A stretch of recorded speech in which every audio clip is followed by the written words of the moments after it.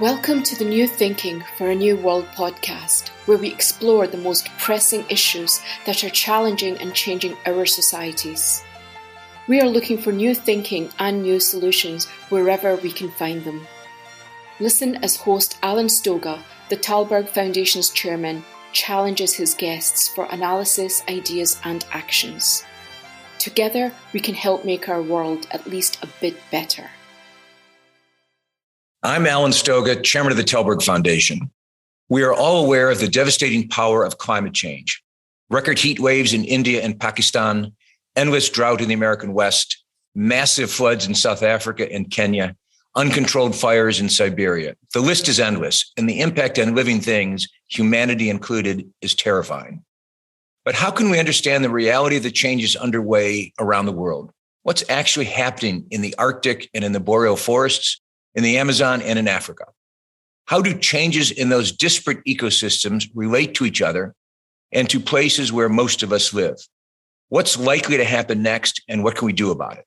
To look for answers, we recently organized a conversation among Gladys Kalema, Francisco Hildebrand, and Tero Mustonen, three people who are deeply knowledgeable and even more deeply committed to finding solutions to the challenges thrown up by the changing climate. Our discussion was hosted by Vamvaku Revival and the Stavros Niarchos Foundation, and was moderated by Martin Coates. For those of you that don't know me, my name is Martin, jack of several trades, and a big fan of the Talberg discussion format. As one friend once told me, it's where you get to ask the questions that you wouldn't necessarily dare ask somewhere else. So in that spirit, I would like to have this session about fooling with nature. And with me on this panel, three distinguished experts. Welcome. We have Gladys, a veterinarian from Uganda, also founder of Conservation Through Public Health. We have Francis, or Paco as he's known to friends, president of the Fundación Gaia Amazonas from Colombia. And we have Tero Mustonen, if I pronounced that correctly, a fisherman, a mayor, and a climate scientist. And on top of that, president and co-founder of the Snow Change Cooperative in Finland. Welcome. Thank you. You are conservationists, you are restoring nature. And I guess my first question would be what are we trying to conserve? What are we trying to restore? And do we have a baseline to work towards? Who would like to start with that question? Gladys? I'm very excited to be here today, here in Greece. I've been working with gorillas, mountain gorillas specifically, for over 25 years. And I've seen a lot of changes since we started. And those changes have actually been good for the gorillas. The numbers have actually gone up they've almost doubled over the past 25 years, starting off with only about 650 individuals in the whole world.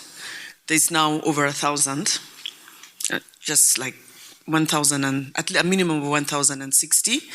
And I would say that what we're trying to conserve in this case, I can use it as an example for other species, is, we're trying to bring back a species from extinction, number one.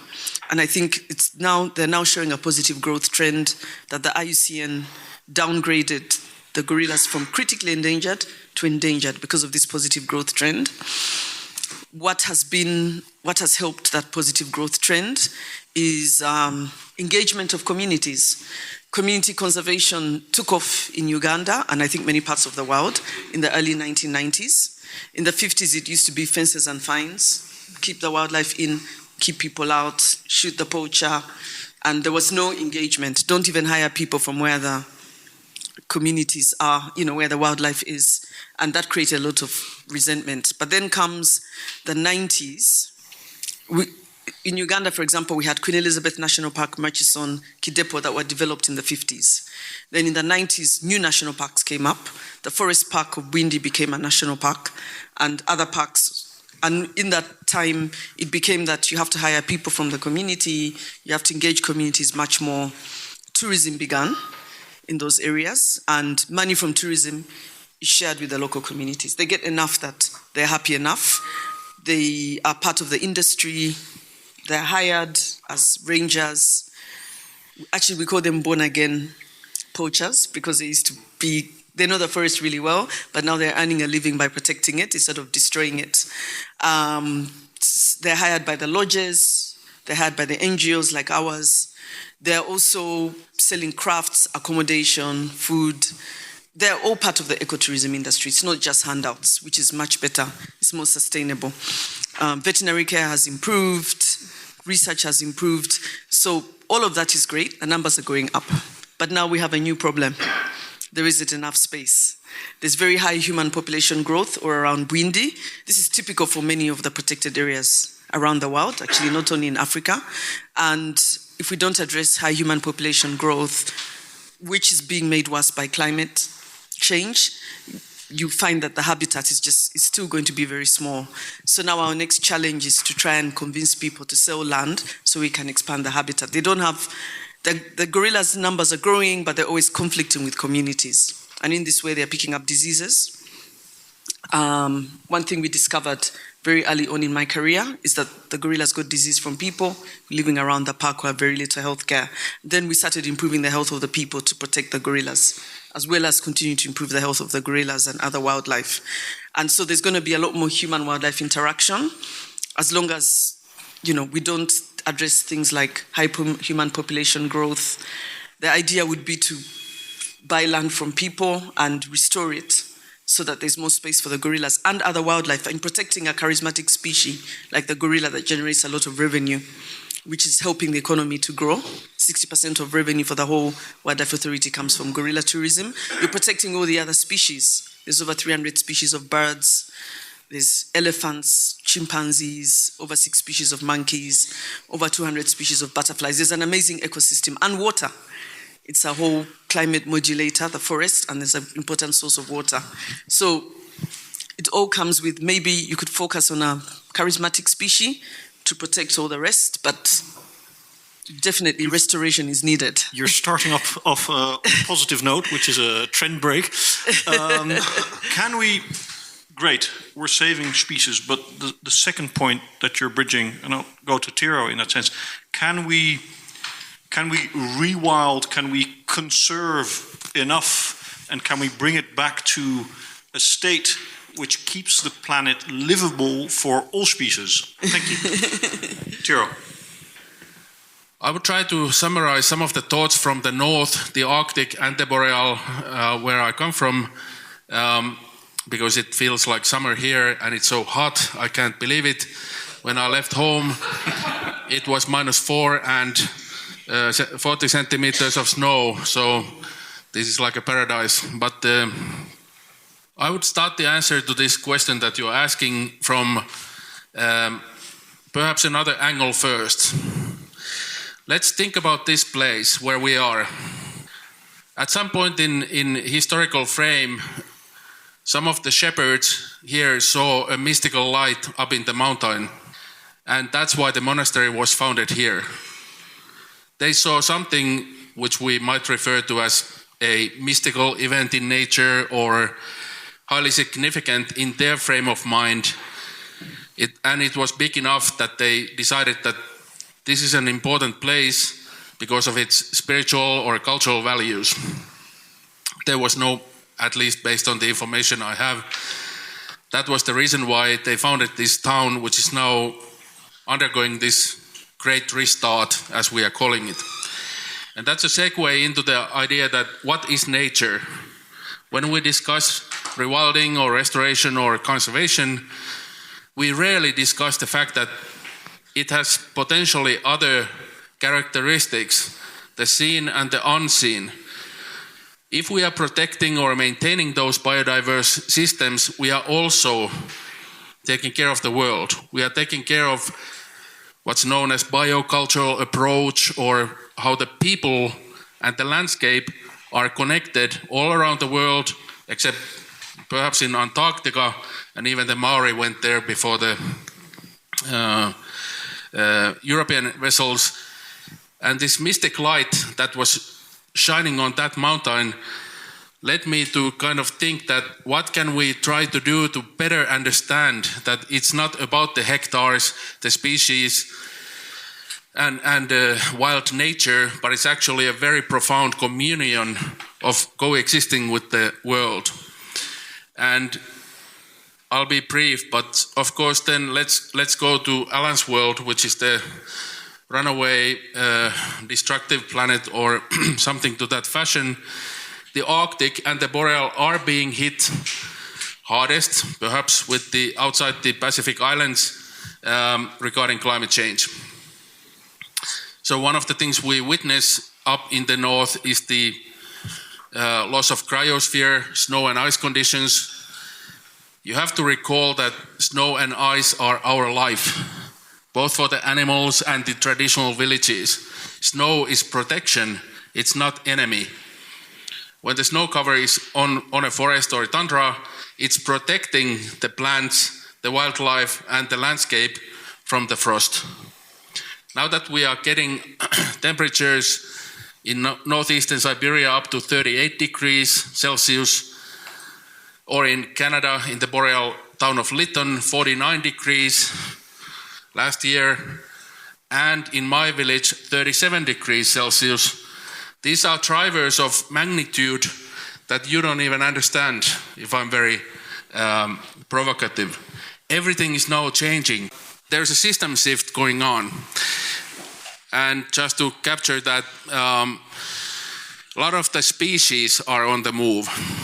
A lot of the southern generalist species are coming further up north in the oceans and on terrestrial lands, and they are replacing endemic or cold-dependent fish, butterflies, birds, mammals like the Arctic fox.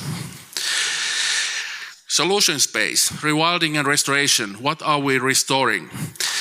Well, the one sentence takeaway message here is that there's no going back. We are not heading to an Arctic or a boreal that used to be in 1950s or before 1987. That's usually the year in Alaska, Canada, Greenland, and our place, which is considered to be the last of the normal winters.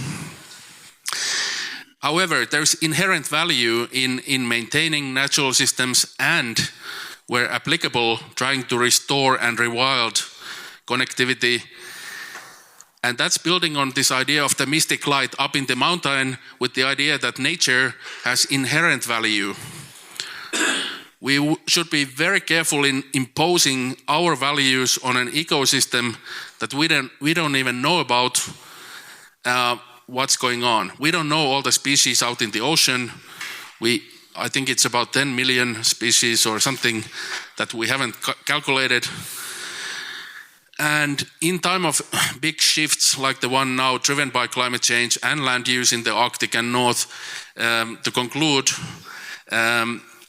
there's still a lot of value in maintaining natural systems because they will become the new homes of the ones that will maintain food chains, even though those food chains will be new or altered. Pollinators, fresh water, as we heard. So there will be a lot of losses in the north. We will see witness the extinctions of many cold-dependent species. Especially the ocean is a tricky one. We know that there is a sunfish coming up now into high Arctic. The mosaic exploration from 2 years ago found cod, Atlantic cod, on the North Pole or close to it. And humanity will have a new ocean soon. People don't maybe realize that, but in most of our lifetime, the Central Arctic Ocean will open up. Now, on governance, Korea, China, EU, America, and Russia have agreed on preemptive treaty on fisheries in the Central Arctic Ocean. That's a brand new treaty, and it's a source of hope that some of these countries were able to agree on something while everything's under shifting conditions. Finally, ecosystem restoration functions. It's extremely important, especially on northern peatlands, because 1/3 of world's soil-based carbon is not only in the Amazonia that we hear next about, but also in our place. So we are the second lungs of the world. These peatlands are drawing down CO2 and they are breathing out methane. However, that restoration is a novel ecosystem. It's not a return to 1900s or 2002. It's a completely new set of realities, and that's what ecosystem restoration will look like in the future in the north. Thank you. Thank you very much, Tero. Lots to pick up on there. Profound communion. You work with the Indians in the Amazon basin. Profound changes, no going back. What does it look like? What does it look like now? What would it look like in 2035? Wow. Well, good morning, everybody. Super glad to be again here with the Thalberg family. Just over a week ago, I was in La Sierra Nevada. There is this amazing mountain region in Colombia with a shaman and with a friend, with Wade Davies, an author.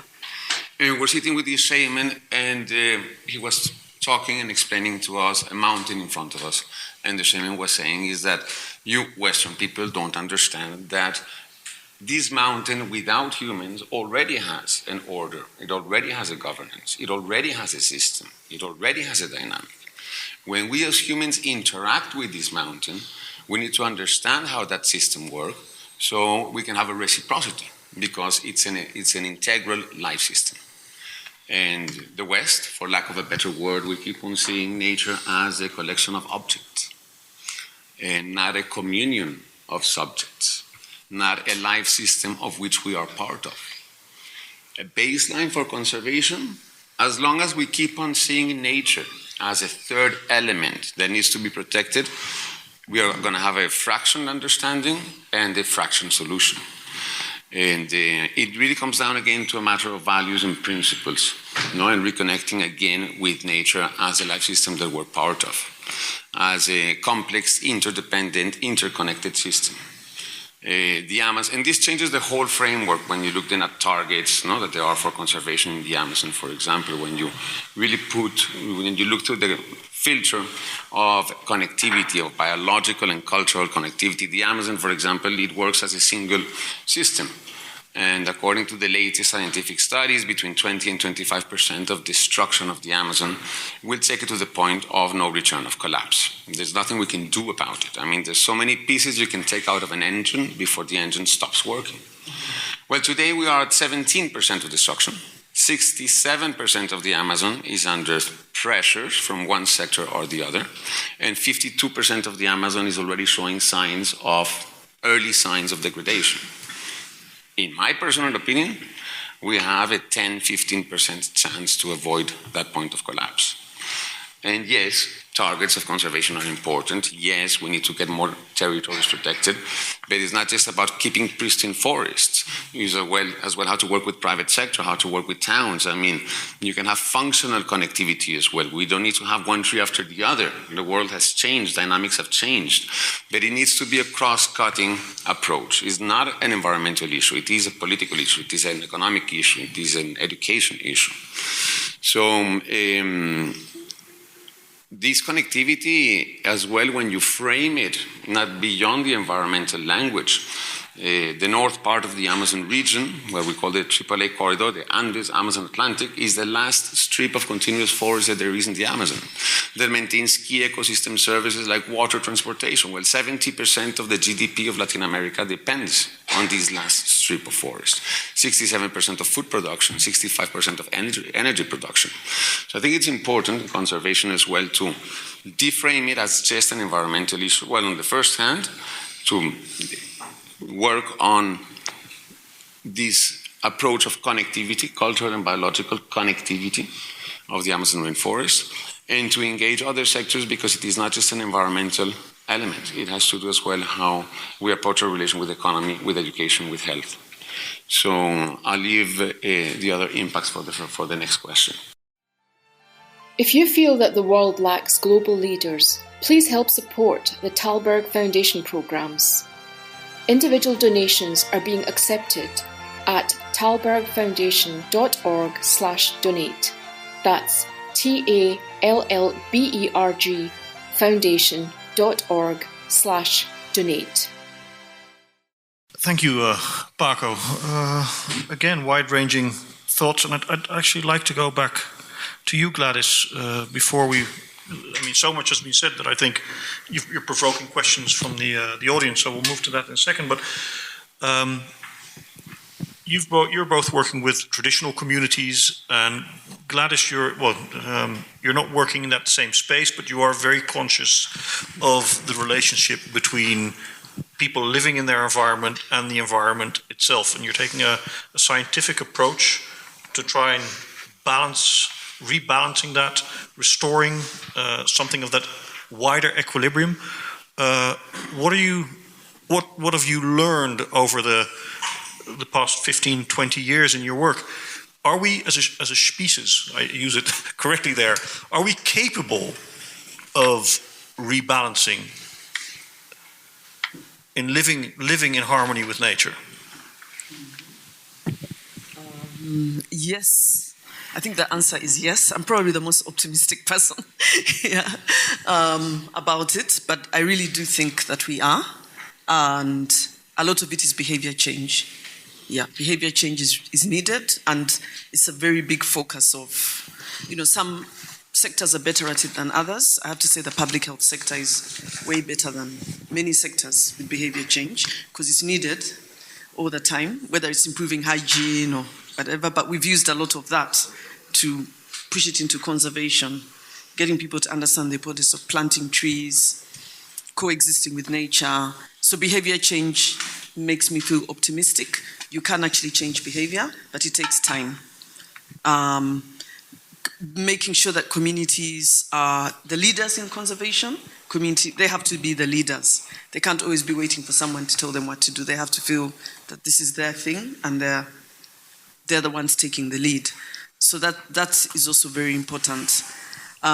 We've focused on a One Health approach to conservation based on my experiences as a vet. And we're finding that as community health is improving, the health of the gorillas is improving, and the species numbers are growing, and that's all good for conservation. But when you improve community health, you're making people feel that you also care about them, because healthcare is a basic human right. You're not only concerned about the trees and the forests. I think I'm optimistic because the more that we engage the people who coexist with this wildlife, who are learning to coexist with this wildlife, the better chances that we have. It has to really be done down at the grassroots level. For example, there's a Batwa community that lived in the forest, and they had to be taken out or evicted by the government to create a national park. They actually coexisted with the gorillas. The ones in Uganda and Rwanda coexisted with the gorillas because they believe that if you look in the eyes of a gorilla, it's bad luck. So they used to coexist with them. But then they used to set snares for other animals that they like to eat, like the small antelope, the duiker, the bush pig. But they coexisted.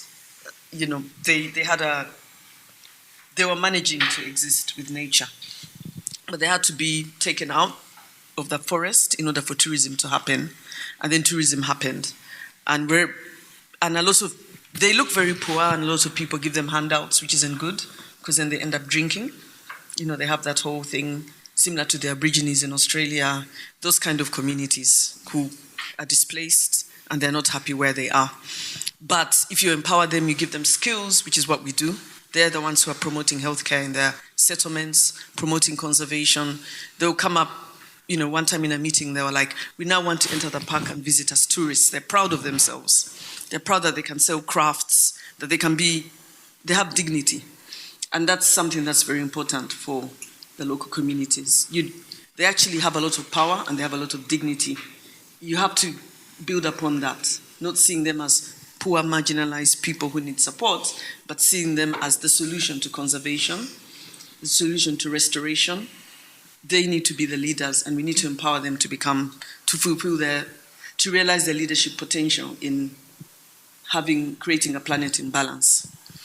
Tara, we've spoken about value and putting a value on nature, and I know you have strong opinions about that. Why do I always have strong opinions on this and that? Nuclear weapons, value. Yeah. Well, I'm looking at the mountain. Are you looking at the mountain? Why are you looking at your booklets and cell phones and us? Why don't you look outside and see the multiple species of trees? Did you see the bird that came on the coffee break? Or the butterflies or the bumblebees? They are out there.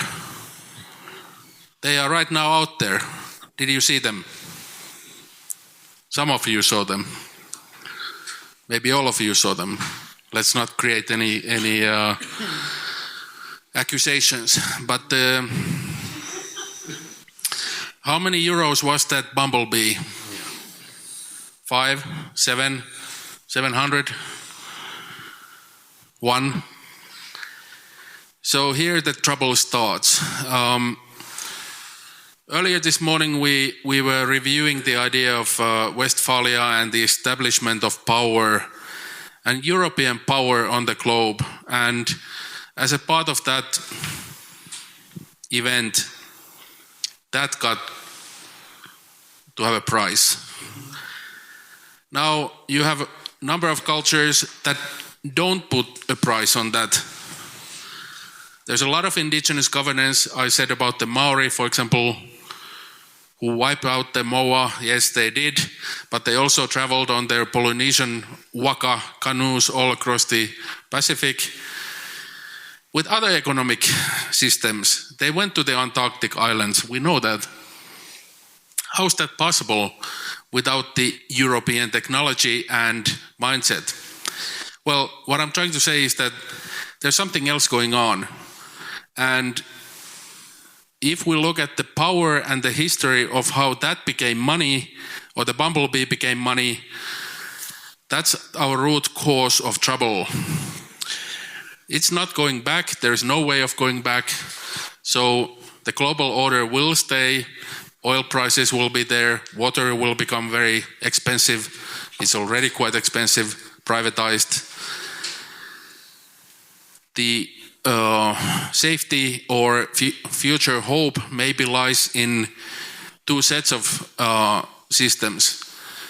What can the global order and man's world, because it's really about men, not so much about women or other genders, that imposed and used that power historically to have a relationship of peace and perhaps demarcation with those systems that are still maintaining a non-monetary understanding of nature. That's a big global treaty. How do we safeguard the Pacific Islands, your communities, the Amazonia, the Sami, the Inuits, or give them the right to choose what will be their range of barter trade, financial trade, and non-monetary economy as they coexist with this planet. I have been going to this for 25 years, and as you can see, it's not been very successful because I'm like a broken vinyl record. But let me try to put it this way, that the value starts from that mystic light on the mountain, for the lack of other example, and I'd like to use it here because it happened here, and we are all here for this 1 day or 2 days. So ultimately, all of what Cletus was saying is correct, but I would take it just in conclusion to one more sentence, which is that how do we decolonize our minds to understand what the world is? Because ultimately there's no nature, there's only the world and us in it. And again, next time on the lunch break or when you go out, think about the bumblebee. Was it 7 euros or was it 7,000 euros or something completely different? Thank you. Paco, you wanted to respond to that. Well, to complement a little bit, and I completely agree. Again, there's no nature, we are part of it. Do we have a chance? A very slim one. No, I just mentioned in my previous intervention, my take is that in the Amazon we have a 10-15% chance to go through the window of opportunity of not collapsing the whole thing. So no, that really needs immediate actions, short term, medium term. We talk about restoration, yes, in environmental terms, but I think restoration as well in cultural terms. Indigenous peoples play a central role in the protection of key ecosystems. 5% of the world population, 80% of critical ecosystems in the world. And traditional knowledge is what maintains, is the forefront of protection of key ecosystems. As traditional knowledge gets lost, the relation with the territory, the mountain is not sacred anymore. It has a price tag. So talking about the value of nature, I mean, what do we really lose when we lose a hectare? Is it X amount of tons of carbon? Is it X amount of bumblebees? Or is it a piece of that engine that connects us all, from which jobs, economies, health, food depends upon? It's impossible to take a number upon this. And yes, some approaches to put a price on nature to try and get compensations can be useful. But just as long as we keep on seeing it as putting nature into the market, I think it is going to be a failed attempt. It can be a first step in the wrong direction, but anyway, it's in a certain direction. The good news is that in the Amazon, there are absolutely amazing programs now happening where indigenous communities are developing their own political, economic systems that are based on reciprocity, that are based on everything they plan is with nature as part of, that it has an agency, that it is part of that decision making. So taking the economic world, if it passes through the values and principles of local indigenous communities, and it can be defined by local communities, there's a chance that we can bring the forces of the private sector and the economic sector in good function. But this needs to be built. I think that no culture has the answer to all the challenges. I think that diversity is the driver of innovation, and that putting different knowledge systems in conversation is the way forward to innovate and create the new possibilities that we have. Indigenous peoples have solutions that have been demonstrated and that work, non-indigenous communities as well, and innovating in a dialogue between knowledge systems is the way forward. I don't think we can simplify it. And I think there's a tremendous danger right now on simplifying the environmental world to something of just cash. And how much cash can we put into account, and how easily accessible is it to a local community? It's not a matter of cash. It's a matter of values, principles, and co-responsibility and building between different knowledge systems. And we need to jump into the deep water. Just opening another fund is not enough. Yeah. Very quick question. I'm stunned by your 10% chance that the Amazon doesn't collapse from somebody who lives in the Amazon. Who needs to do what that the 10% isn't realized? Shall we take that to Tiro and then move back? Tiro? Well, I know nothing about the Amazon, but maybe I can try to frame it in a way that what might work. I have been involved for about 7 years in a minor way with the largest dam removal project in the northwestern US in the Olympic Peninsula on the river Elwha. I'll try to be very short, but the dams, there was 2 hydro dams that were put in place in 1910s and 1920s, 100 years ago, on this very important Pacific salmon river system. And then about 8 years, 10 years ago, both of those dams were taken down after a very complex legal and political process, and it became the largest hydro dam removal project in the world.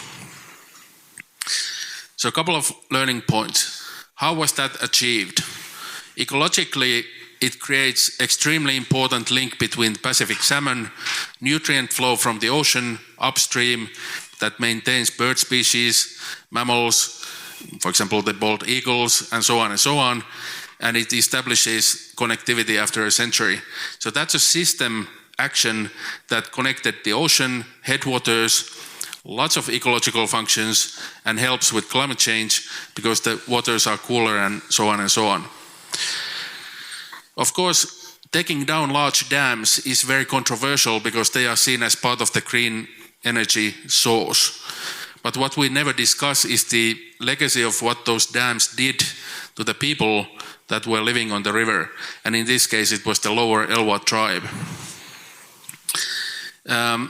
I have to give it to the US in this case, to the Pacific Northwest, and especially the town of Port Angeles in the Washington state, that there was a large public consultation between the town people, the indigenous peoples, the scientists, the US Geological Survey, and the federal state on what should we do with those two dams and why is it important? Do we keep them for electricity, for the sawmill, take them down, and what are the implications for that? And I think here is some of the solution space, because this is a real world example and it happened. At the start of the public consultations, everybody was opposed to the removal of the dams because they said it's our reservoir lake, it's our economy, our electricity, our sawmill. By the time of the end of the consultations, and I'll be very short, everybody was, for the most part, in favor of removal of the dams. Completely new tourism, freshwater assets, comeback of the Pacific salmon, tourism economy, alternatives on electricity production from other sourcing, and a long-term connection, again, re-established for the river system. And then Elva, of course, became kind of a symbol in our field of work because the salmon actually did come back. Actually, some of the king salmon were on the first day after the dam was taken away, the Giles Canyon Dam going up for the first time in 100 years. Amazing. How did they know? Who told them that the dam will be taken out today and tomorrow you can go and have sex in the upstream like you used to do a century ago?